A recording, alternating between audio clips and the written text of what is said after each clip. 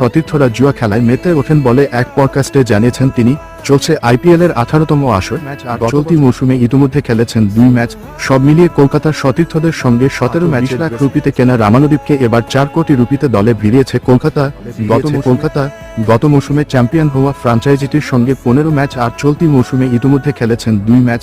সব মিলিয়ে কলকাতার সতীর্থদের সঙ্গে 17 ম্যাচের ড্রেসিং রুম তো ভাগাভাগি করেছেন আসর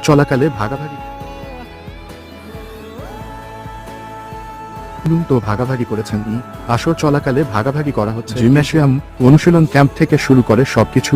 27 বছর বয়সী এই ক্রিকেটার জানেন সতীর্থদের। এক পডকাস্টে হাজির হয়ে ফাঁস করেছেন ভেতরে রীতিমতো বোমা ফাটিয়েছেন তিনি। রামানুদীপ জানান তার সতীর্থদের অনেক অর্থের অঙ্কটা আবার 20,000 থেকে শুরু করে 10 লাখ রুপি পর্যন্ত। IPL এর কোনো ম্যাচে নয়, নিজেদের মধ্যে ভার্চুয়াল গেমে তারা একে অপরের সঙ্গে সাধারণত ফিফা ও পোকার গেমে তারা বাজি খেলে থাকেন।